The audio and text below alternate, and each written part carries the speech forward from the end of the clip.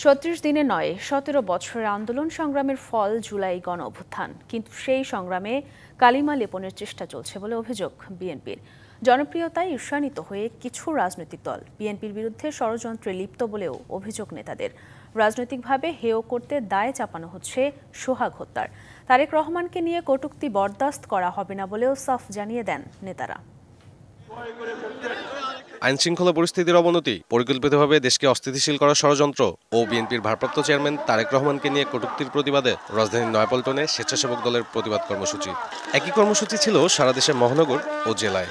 সারা দেশকে একটা অস্থিতিশীল পরিস্থিতি করার চেষ্টা চালিয়ে যাচ্ছে। নয়াপল্টনে বিএনপির কেন্দ্রীয় কার্যালয়ের সামনে বৃষ্টি উপেক্ষা করেই জড়ো হন নেতাকর্মীরা। সংক্ষিপ্ত সমাবেশে স্বেচ্ছাসেবক দলের সভাপতি বলেন, তারেক রহমানকে নিয়ে কটূক্তি বরদাস্ত করবে না বিএনপি।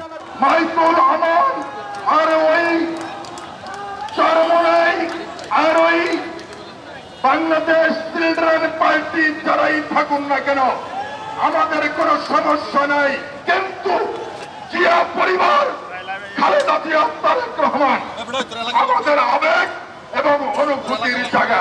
বিএনপির যুগ্ম মহাসচিব হাবিবুন নবী খান সোহেল বলেন, পরিকল্পিতভাবেই কিছু রাজনৈতিক দল তাদের অপকর্ম ঢাকতে সোহাগ হত্যার দায় বিএনপির উপর চাপাতে চায়। একটি ভিডিও ধারণ করা হয়েছে, সেই ভিডিও যে করেছে সে কেন ঘটনা বন্ধ করার জন্য সামনে না গিয়ে নিরাপদ কাছাকাছি থেকে এই ভিডিওটি করলো, অথচ তাকে কেউ আঘাত করলো। এটি নিছক একটি দুর্ঘটনা নয়, এটিকে বিএনপির বিরুদ্ধে একটি সাজানো গোছানো চক্রান্ত ছাড়ার কিছুই নয়। পরে নয়াপল্টন থেকে বিক্ষোভ মিছিলটি শান্তিনগর মগবাজার হয়ে শাহবাগে গিয়ে শেষ হয়।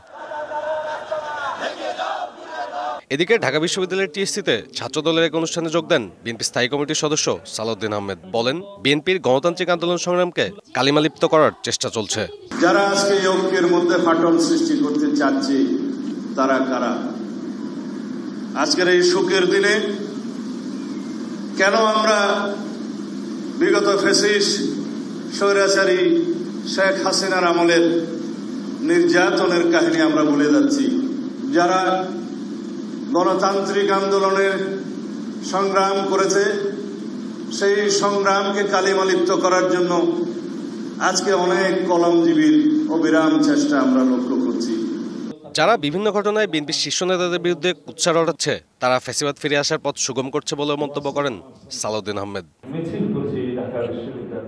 সাব্বির রোজ, ডিবিসি নিউজ, ঢাকা।